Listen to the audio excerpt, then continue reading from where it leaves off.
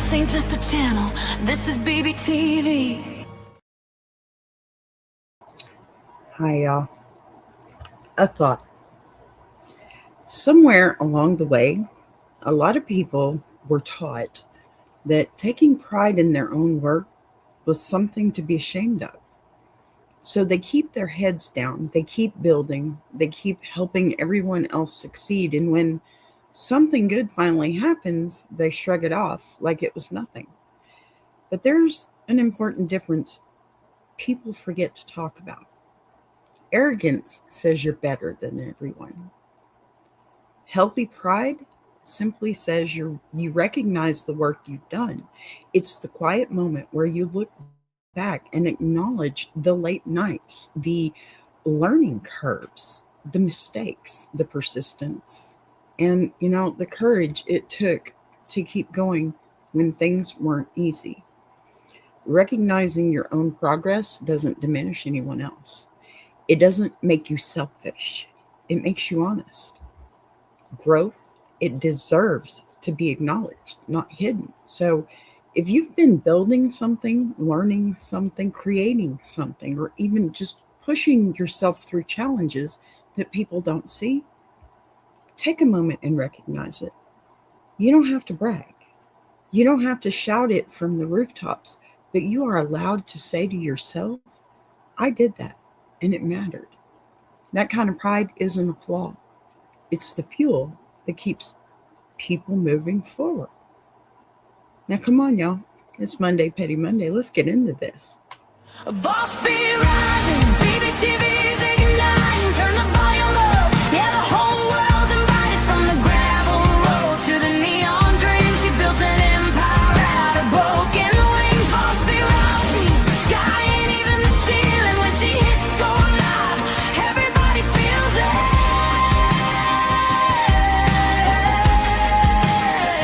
She's the queen of the comeback.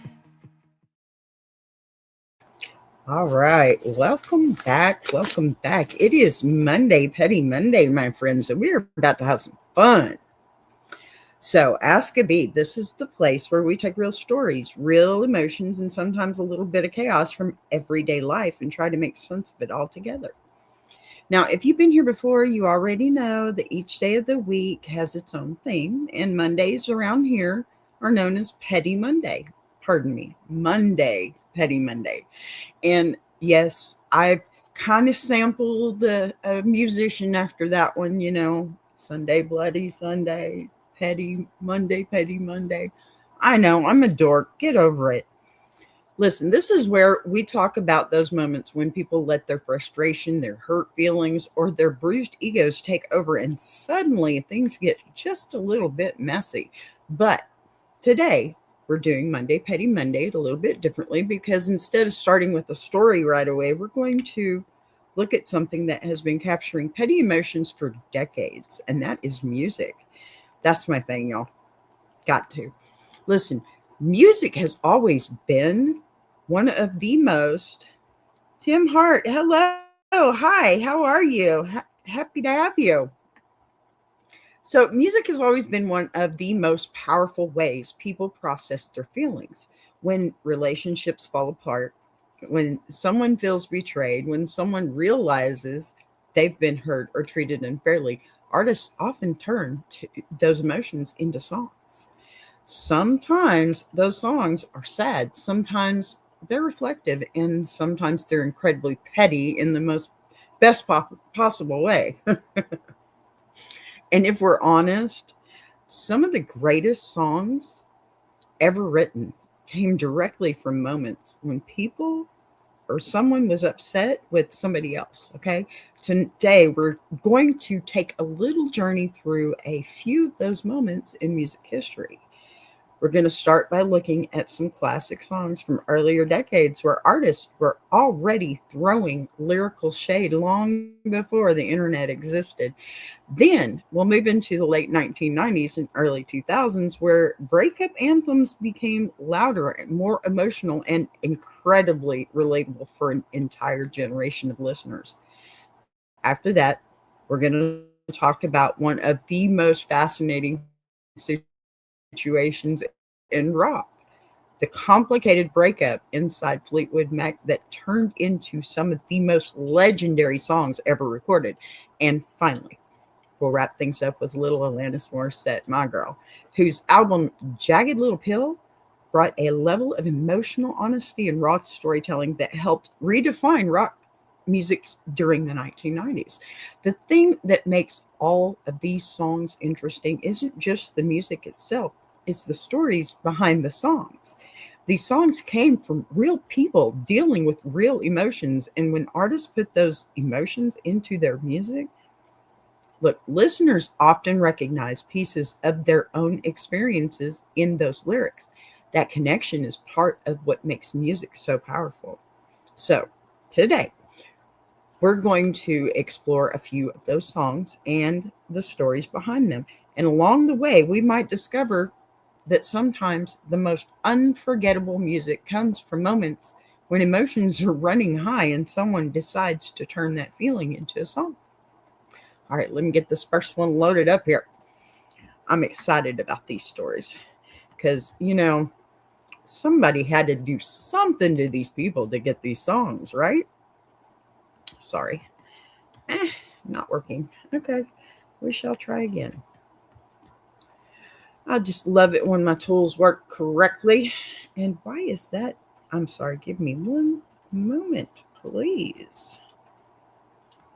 A copy. And it won't. It's just one of those days, y'all. Nope. Hold up. Okay. Now we got it. Maybe. Or not. Goodness. I hate it when my tools don't work right. You're such a tool, StreamYard. Okie dokie. Now we're going to try this one more time. Now, I'm going to scoot over here because I do have some pictures. Yeah. All right. Our first subject, Carly Simon, You're So Vain. And what is that mess sitting there on my desktop? I'll just do that because that's not what's supposed to be there. Pardon me. You're So Vain song. This song, You're So Vain, is one of the most famous examples of subtle music shade ever recorded. Bet you didn't know that, huh? And part of the reason is it has lasted so long is because the song works on several levels at the same time.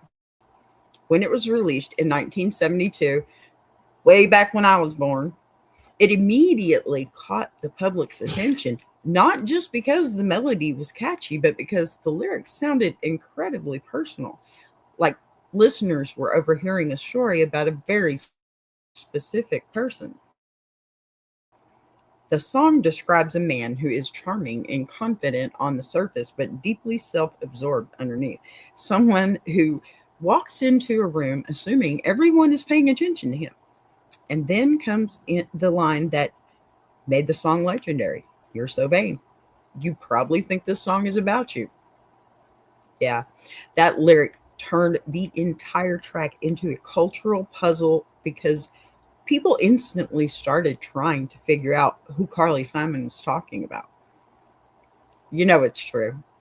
I don't care who you are. You love gossip. Over the years, fans and journalists have suggested a long list of possible inspirations, including actors, musicians, and celebrities that Carly Simon knew during the early 1970s.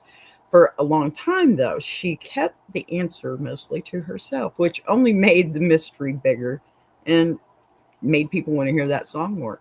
Eventually, she confirmed that actor Warren Beatty was at least part of the inspiration behind the song. But she also explained that the lyrics were not written about just one person. Instead, the character in the song represents a type of personality, someone so convinced of their own importance that they assume every story must revolve around them. You know the ones. That idea is what makes the song so clever, though, because the insult itself is built into the structure of the lyric. If someone believes the song is about them, they are basically proving Carly Simon's point. Musically, the track is also memorable because of its smooth production and the layered vocal harmonies that create a polished sound while the lyrics quietly deliver their sting. Another interesting detail about the recording is that Mick Jagger actually sang background vocals on the chorus, something many listeners didn't even realize for years. The combination of that polished musical arrangement and the sharp lyrics helped the song climb the charts quickly, and it became one of the defining hits of the early 1970s. But what really keeps the song alive decades later is the attitude behind it. Carly Simon doesn't sound furious or emotional in the recording. Instead, she sounds calm, confident, and almost amused by the situation she's describing. I know I would be. That tone gives the song a feeling of emotional clarity, like someone looking back on a relationship after the drama has already passed and finally recognizing the truth about the other person. That moment of recognition is something many listeners relate to because most people eventually encounter someone whose ego dominates every conversation in every relationship. The song captures the moment when someone finally stops making excuses for that behavior and simply calls it out for what it is. That's part of why the track has remained such a powerful piece of songwriting. It's not just about one famous person from the 1970s. It's about a personality type that exists in every generation. So the clever writing, the unforgettable chorus, and the mystery surrounding its inspiration all combined to turn You're So Vain into one of the most iconic songs ever written about ego and relationships. And in a way, the song still plays the same trick on listeners today that it did when it first came out. Because every time someone hears it, they still find themselves wondering the same thing audiences asked back in 1972. Who exactly was Carly talking about? Now, Linda Ronstadt, You're No Good. I know y'all know that song.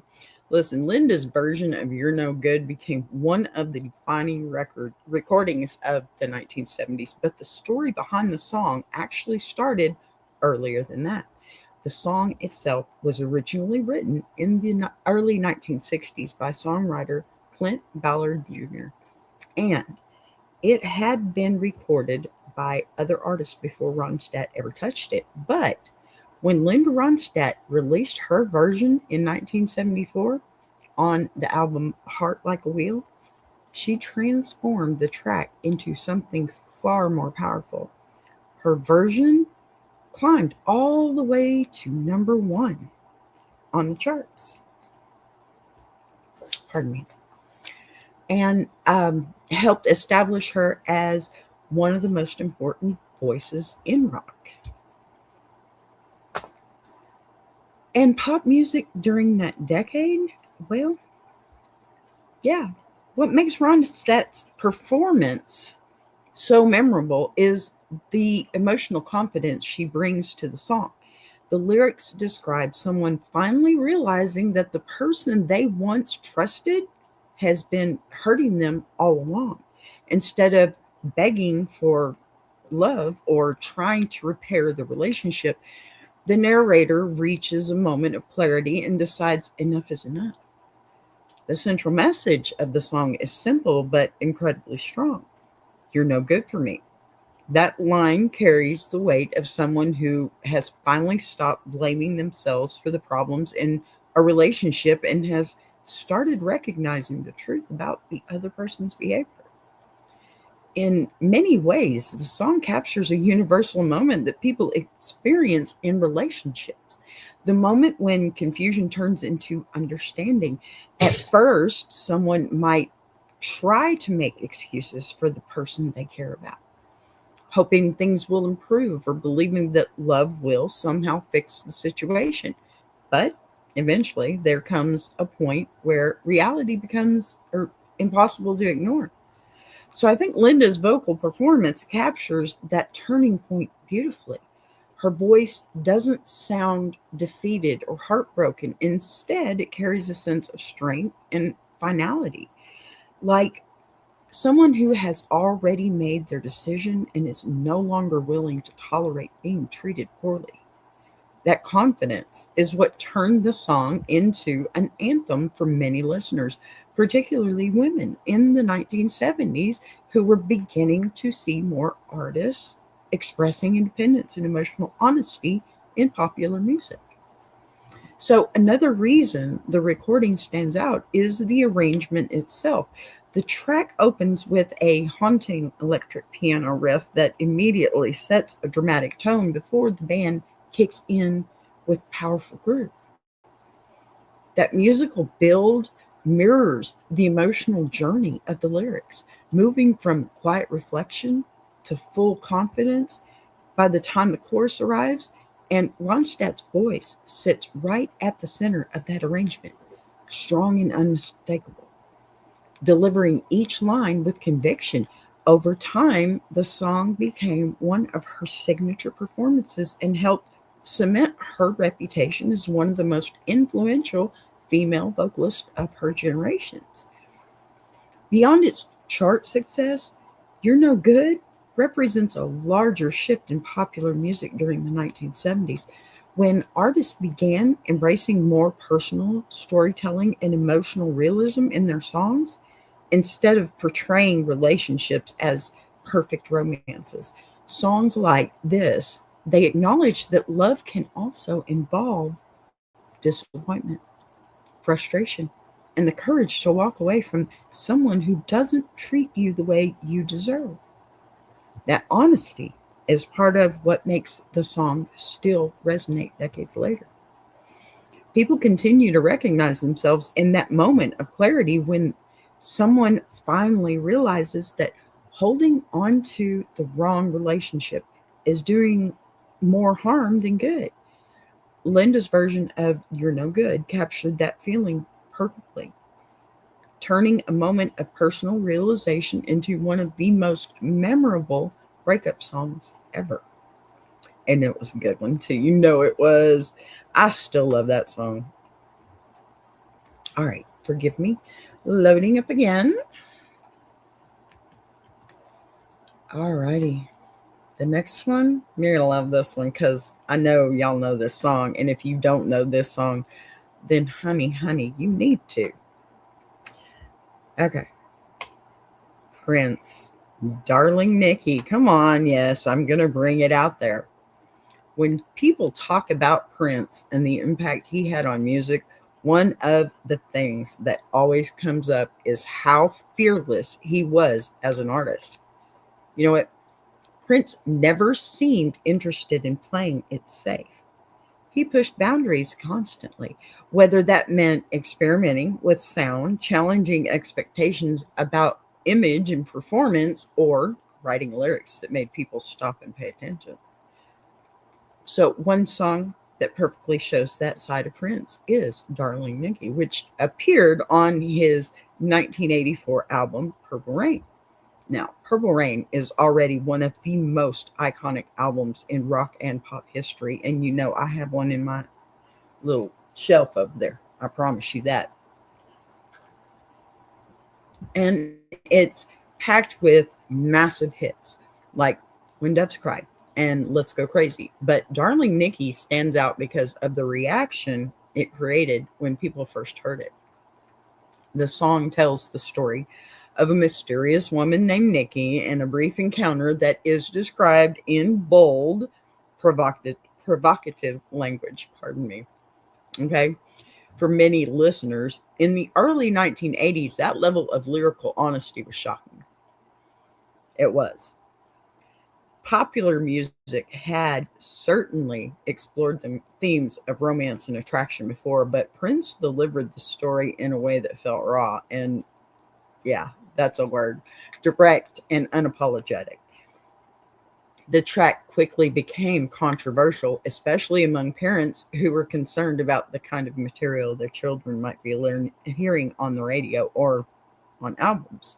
In fact, Darling Nikki became one of the songs that helped spark a much larger national conversation about explicit lyrics in popular music. That conversation eventually led to the creation of the parental advisory, warning labels that began appearing on album covers later in the decade. Now, what makes the situation interesting is that Prince himself wasn't necessarily trying to start a political debate about censorship. He was simply creating art the way he always had, telling stories through music without filtering his ideas to make other people comfortable. That willingness to follow his own creative instincts is one of the reasons Prince became such an influential figure in the music history. Musically, the track also shows Prince's incredible versatility, right? The arrangement blends rock guitar with funk rhythms and a slight darker tone that fits the rebellious attitude of the lyrics. Prince was known for playing many of the instruments on his recordings himself, and his control over the sound of the music allowed him to shape the atmosphere of the song exactly the way he imagined it. His vocal delivery moves between storytelling and performance, drawing listeners into the narrative while maintaining the theatrical energy that made his music so distinctive. Beyond the controversy, Darling Nikki represents something important about about Prince's artistic identity. He believed music should provoke emotion and reaction, and it does, doesn't it? Whether people loved the song or were shocked by it, they were paying attention, and that attention kept the conversation about the music alive. Over time, the track became recognized not just as a controversial moment in his music history, but as another example of Prince refusing to compromise his creative voice. When listeners revisit Purple Rain today, Darling Nikki still stands out as one of the album's boldest moments, a reminder that Prince built his career by challenging expectations and trusting his instincts as a storyteller. That fearless approach to songwriting helped him become one of the most influential musicians of his generation, and it's a big part of why his music continues to inspire artists and listeners decades after it was first released. All right, we are going to load up some more here because I'm not stopping. Are you stopping? I think we're good. We can still keep going, right? All righty. Now, our next band, no doubt, Don't Speak. When people think about breakup songs from the 1990s, one of the first tracks that almost always comes to mind is Don't Speak by No Doubt, because it captured heartbreak in a way that felt incredibly real to listeners. The song was released in 1996 on the band's album Tragic Kingdom, and it quickly became one of the most successful songs of the decade. And let me tell you, when I go to karaoke, I hit that one good. Look, what made the track especially powerful was the story behind it. At the time, the song was written, uh, lead singer Gwen Stefani and bassist Tony had just ended a long-term relationship.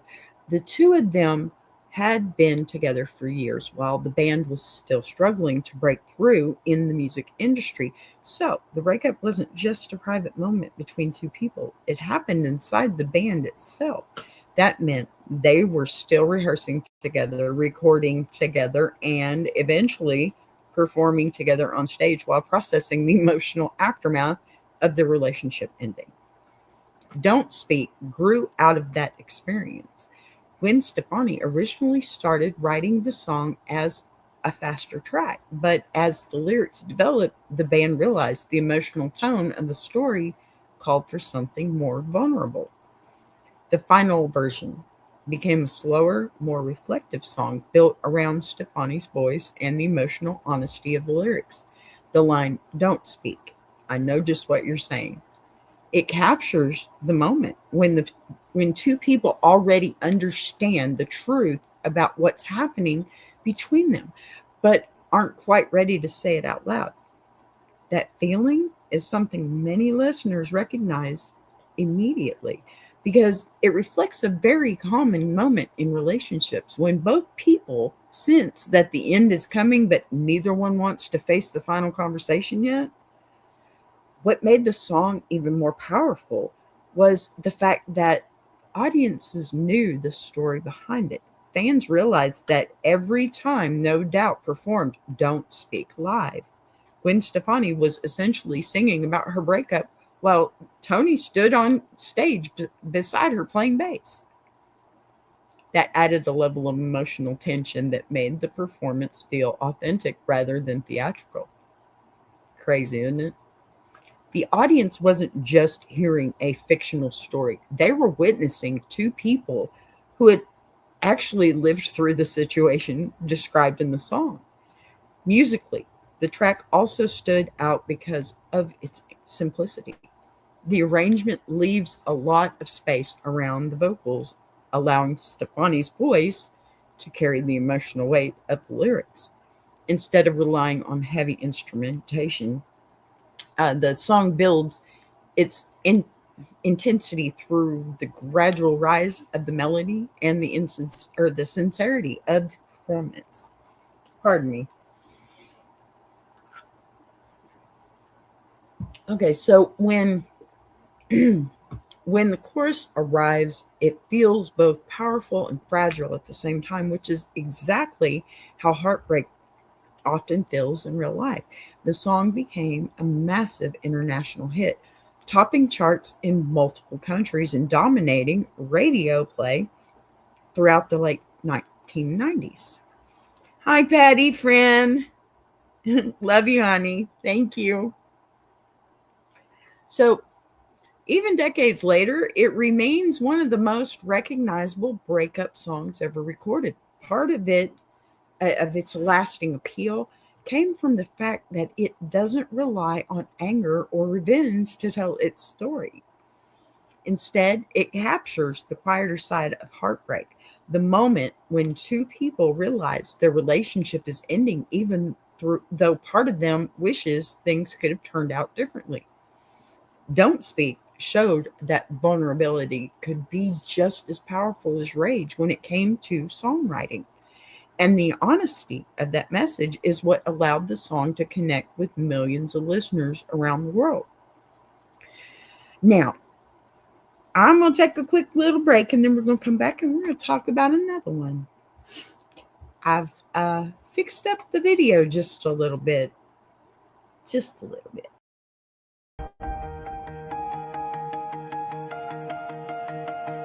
She came from the quiet storms, built a fire from the ground, turned a whisper to a warning. Now her voice shakes the town. Every setback was a lesson, every doubt became a key, unlocking something bigger. That's the rise of boss B. When the lights go low, her vision hits high. She built a whole damn network off a promise and a try. Every sunrise, every moment, she's stacking legacy.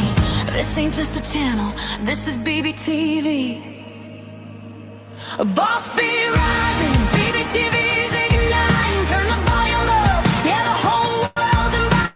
From the gravel roads to the neon dreams, she built an empire out of broken wings. Boss be rising, sky ain't even the ceiling. When she hits go live, everybody feels it.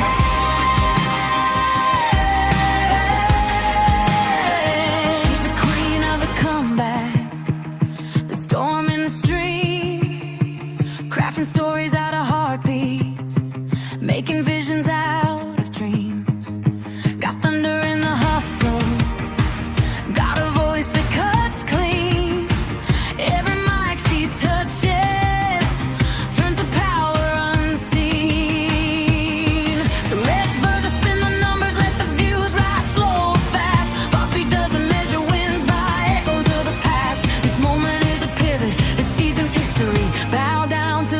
founder of the BBTV dynasty. Boss be rising, BBTV's igniting, turn the volume up. Yeah, the whole world's invited from the gravel roads to the neon dream. She built an empire out of broken wings. Boss be rising, sky ain't even the ceiling when she hits go live. Everybody feels it.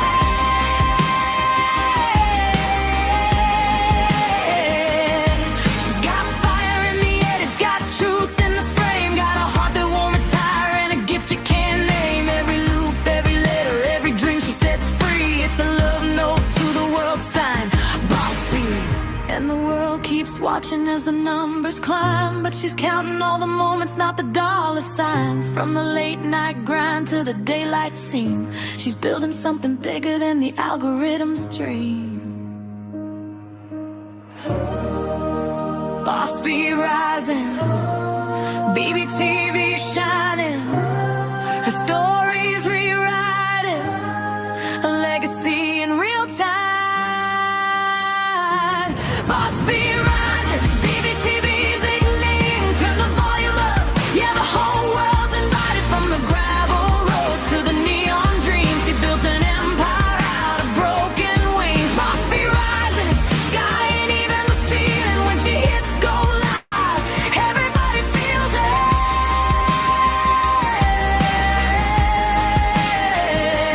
BBTV, where the stories breathe. BBTV, where the dreamers believe. Boss be rising, watch her take her place. This is BBTV, this is her grace.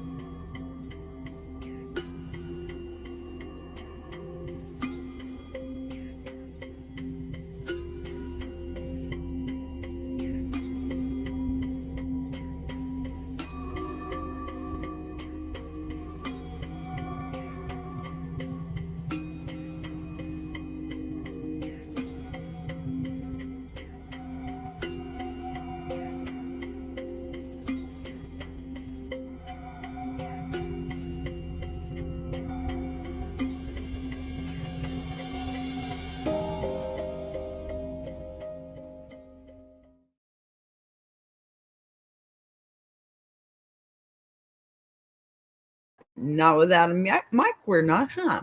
We're back.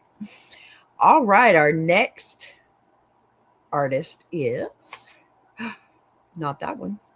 3 Days Grace. I hate everything about you.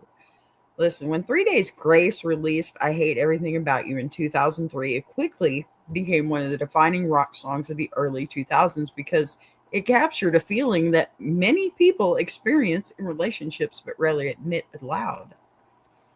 The track appeared on the band's self-titled debut album and helped introduce the Canadian rock group to a massive audience almost overnight.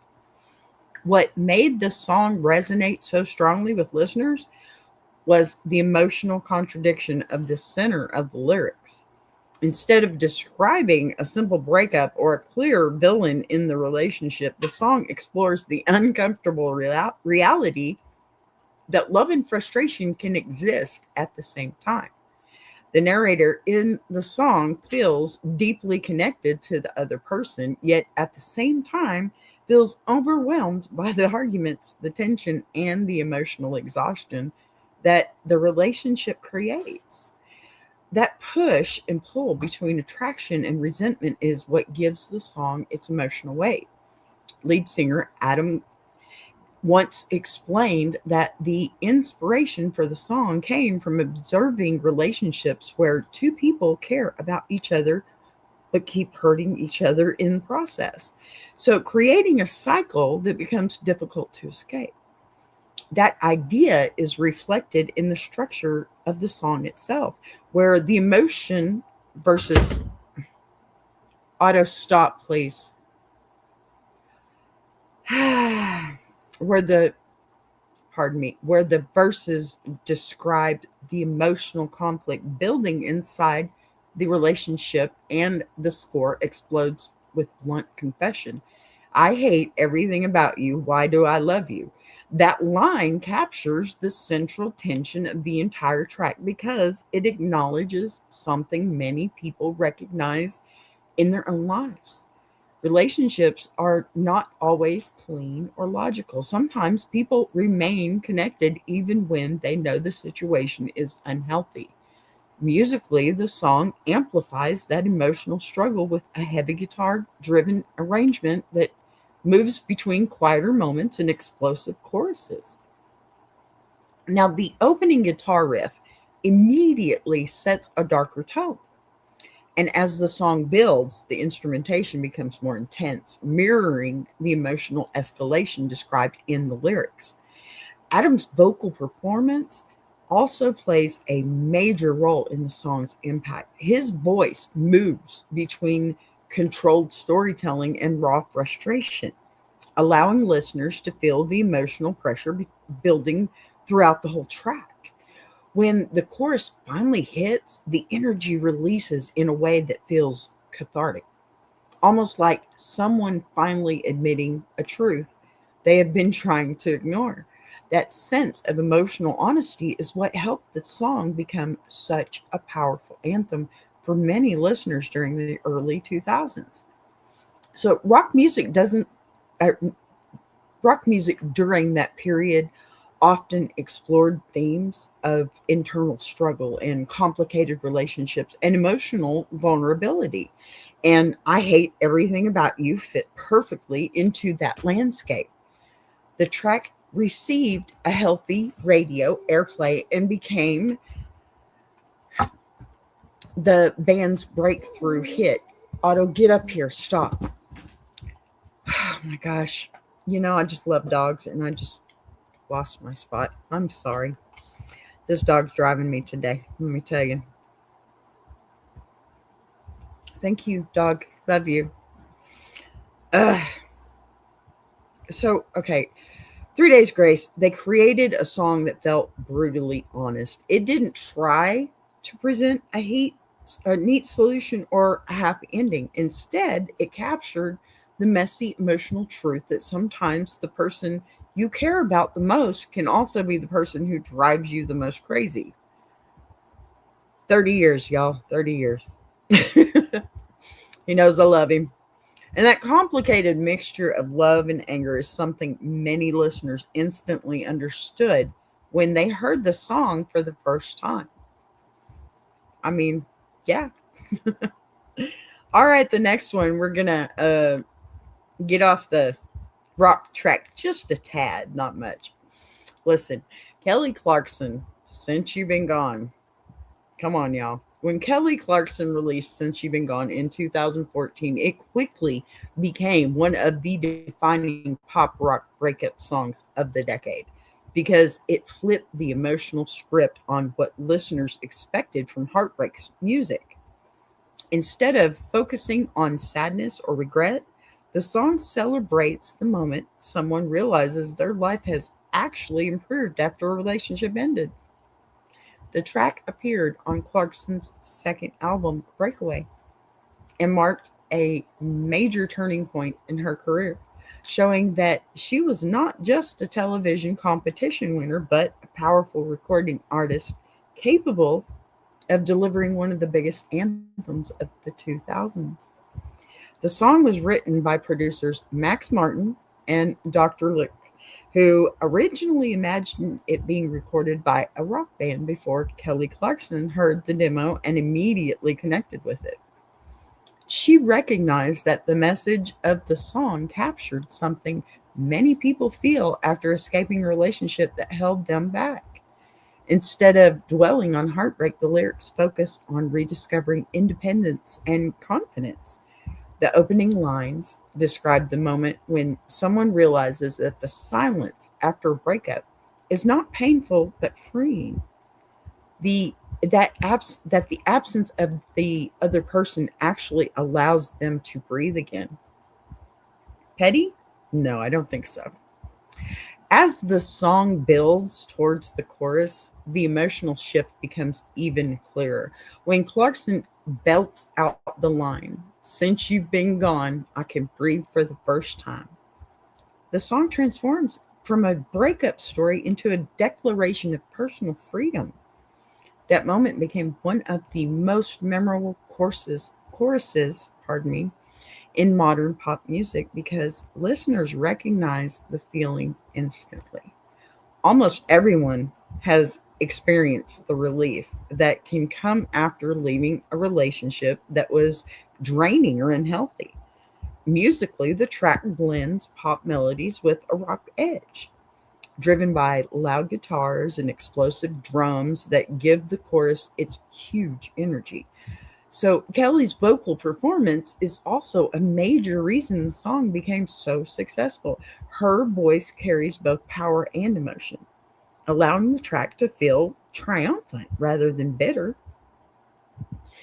And instead of sounding angry or wounded, she sounds liberated, like someone who has finally stepped out of a situation that no longer controlled her life. That shift in perspective helped the song resonate with millions of listeners who were tired of breakup songs that only focused on pain. "Since You've Been Gone" became an anthem for people reclaiming their confidence and recognizing their own worth. The song quickly climbed the charts around the world and won a Grammy Award for Best Female Pop Vocal Performance, solidifying Kelly's reputation as one of the strongest vocalists of her generation. It also influenced a wave of pop singers. I'm sorry, one more second. No, that sucks. All right. Now we're going to get into it a little bit more here because this one's a different story. Okay. Fleetwood Mac. We have 3 songs from them we're going to talk about on this one. So, Fleetwood Mac's "Go Your Own Way," "Dreams," and "Silver Springs." When people talk about legendary breakup stories in the music history, few stories are as famous as the emotional chaos inside Fleetwood Mac during the making of the Rumors album in the mid 1970s. The band was going through an incredible amount of personal turmoil at the time. 2 couples, not one, 2 couples inside the group were breaking up at the same time. Christine and John McVie were divorcing, and Stevie Nicks and Lindsey Buckingham were ending a long and complicated relationship of their own. Yet somehow, instead of destroying the band, all of that emotional tension became the fuel that produced one of the most successful albums ever recorded. Rumors would go on to sell tens of millions of copies worldwide. And much of its power comes from the fact that the songs are not fictional stories.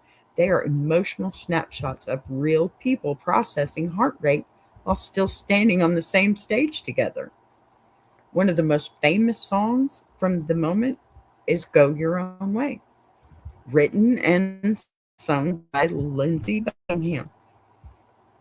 The energy of the song immediately reflects the emotional state he was in when he wrote it. The guitars are sharp, the rhythm feels restless, and the vocal delivery carries a mixture of frustration and determination. Lyrically, the song expresses the pain of watching a relationship fall apart and realizing that both people are heading in different directions. The chorus, it delivers the central message very clearly. If someone wants to live their life differently, then they should go their own way. What makes the story fascinating is that Stevie Nicks strongly disagreed with some of the lyrics in the song because she felt they portrayed her unfairly.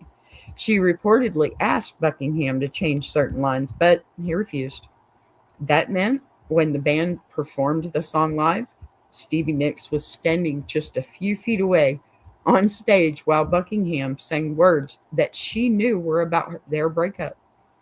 It created a kind of emotional tension that audiences could feel, even if they didn't know all the details behind the scenes.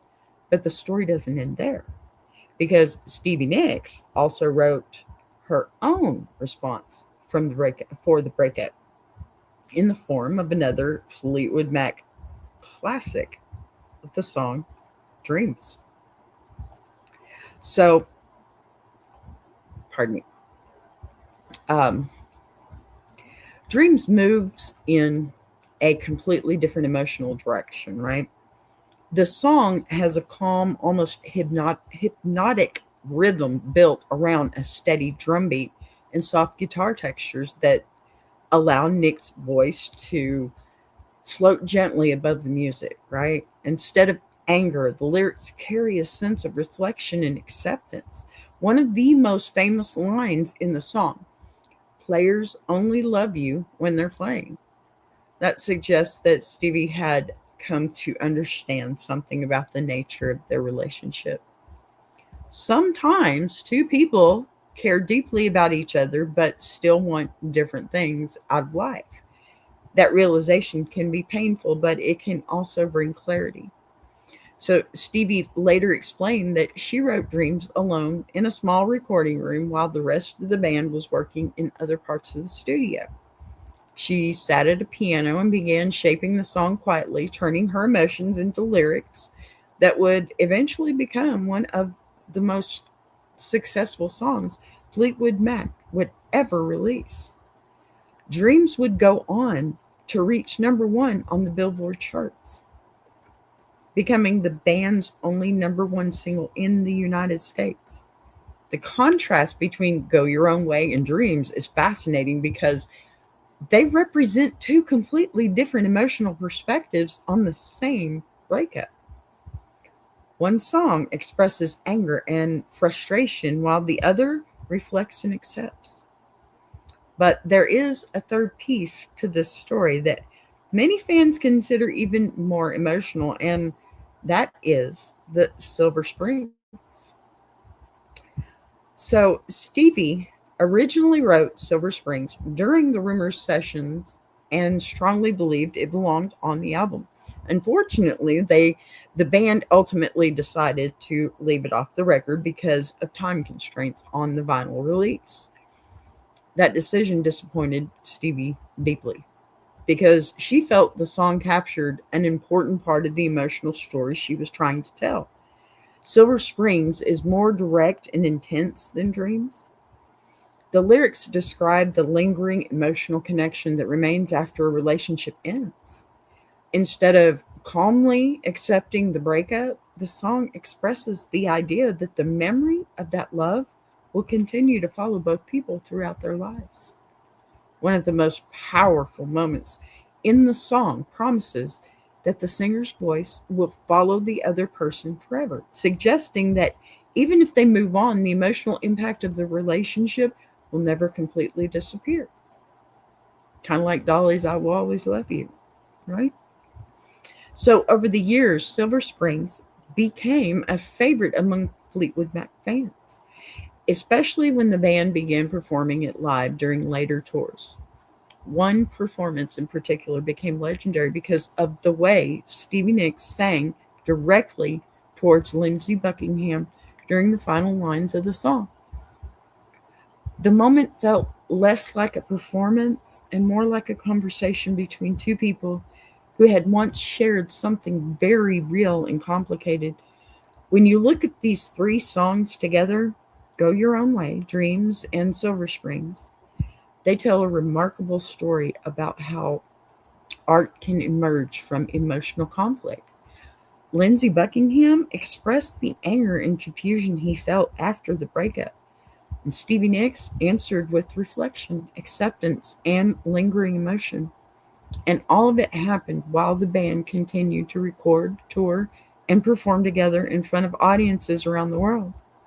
The result was music that felt authentic because it came directly from real experiences. Fleetwood Mac didn't hide their emotions during that time. They turned them into songs, and those songs became part of one of the most successful and influential albums in rock history. Rumors remains a powerful reminder that sometimes the most compelling music comes from moments when life itself becomes a story. Now we have one final artist that I'm going to load up, hopefully, with no problem. Yay. And that is, yes, Alanis Morissette. And the first song, because I have three of hers as well. You Oughta Know. Perfect and ironic. By the mid 1990s, rock music was about to experience a shift in emotional honesty. And a huge part of that shift came from Alanis Morissette and her breakthrough album, Jagged Little Pill. When the album was released in 1995, it didn't just introduce a new artist to the world. It introduced a voice that sounded raw, direct, and unapologetically real in a way that mainstream audio or radio had not heard from many female artists before. The first song that truly explodes into the public conversation was You Oughta Know. When listeners first heard the lyrics, the reaction was immediate because the song didn't hide its anger or soften its message. The lyrics described the aftermath of a painful breakup, and instead of quietly reflecting on the relationship, Alanis confronts the situation head on. The emotion in her voice is intense, almost explosive, and the lyrics are delivered with the kind of honesty that made many people feel like they were hearing someone saying the things they themselves had wanted to say after a difficult relationship ended. The song also gained attention because people immediately began speculating about who the lyrics might have been about. I mean, let's face it, Alanis has been in the limelight for a lot longer than her music, which only fueled its popularity even further, right? Musically, the track blends alternative rock energy with a powerful vocal performance that shifts between the vulnerability and the anger, capturing the complicated emotions that often follow a heartbreak. For many listeners, the song felt refreshing because it allowed anger to exist openly in a genre where female artists had often been expected to present softer emotional perspectives. But Jagged Little Pill, it wasn't only about explosive emotion. Another song from the album, and it was kind of a tidbit, it was never really on the radio that much, was Perfect. It showed a very different side of Alanis and her songwriting. While You Oughta Know focuses on the anger that can follow a breakup, Perfect explores the pressure many people feel to live up to expectations placed on them by parents, society, or even themselves. The lyrics describe a child growing up under constant pressure to succeed. I think a lot of us can probably relate to that, to achieve and to never make mistakes. Instead of celebrating perfection, the song quietly questions what the pressure can do to someone emotionally. So Alanis delivers the lyrics with a softer vocal tone that allows the message to feel reflective rather than confrontational. And many listeners connected deeply with the theme because the struggle to meet expectations is something that resonates across generations. Perfect showed that Alanis's songwriting could move beyond relationship drama into broader emotional territory, exploring the complicated experiences people face while growing up and trying to find their own identity. Then there is Ironic, which became one of the most recognizable songs of the entire decade. The track has a different tone from the other two songs because instead of focusing on anger or personal pressure, It explores the strange twists and contradictions that life sometimes delivers. The lyrics describe a series of situations where events unfold in ways that feel frustratingly backwards, moments where the outcome seems to contradict what people expected would happen. Whether it's rain on a wedding day or a free ride that appears when you've already paid, the song captures the feeling that life occasionally has a sense of humor that people don't fully appreciate in the moment. I love irony. Let me tell you, I love irony. The melody is bright and memorable, and Alanis's conversational delivery makes the song feel almost like a series of observations about the unpredictability of everyday life. Over time, the song became a cultural reference point, with people frequently debating the meaning of irony itself while still singing along to the chorus. What makes these three songs so interesting when placed together is how they reveal different emotional dimensions of the same artist. You Oughta Know expresses anger and confrontation after a painful breakup. Perfect reflects on the pressure and expectations that shape people as they grow up, and Ironic steps back to observe the strange unpredictability of life itself.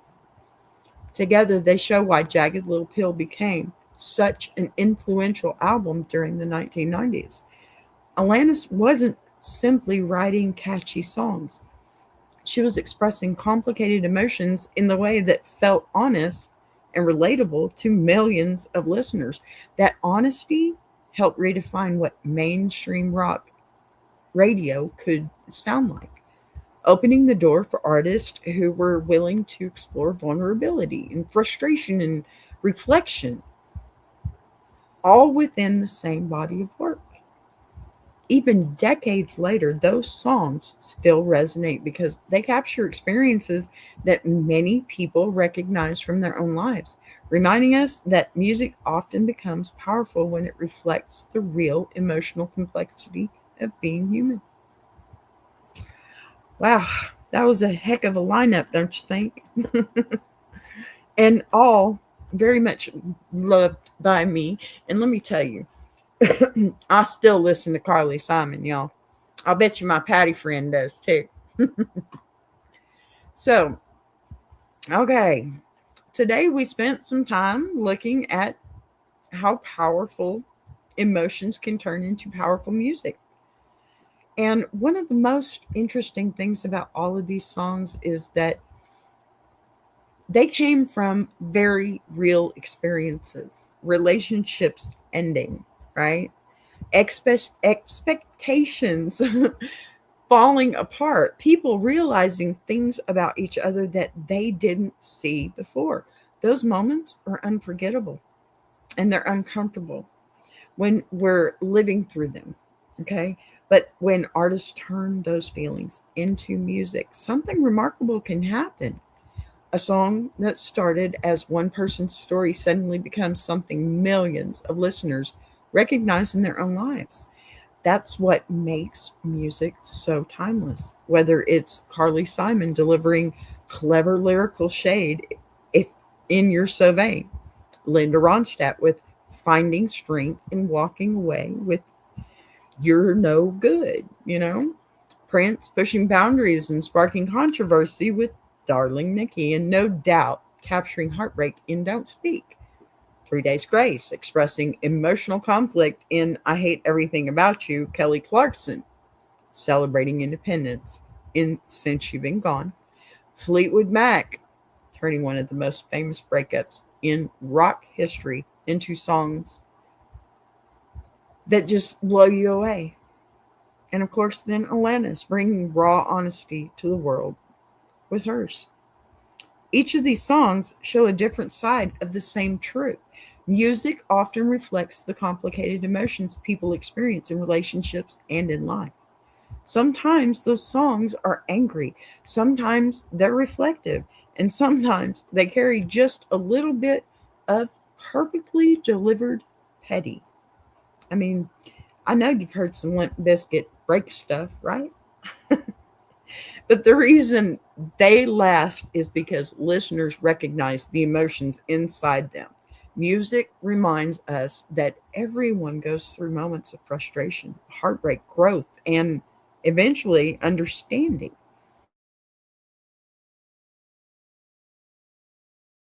Those they feel,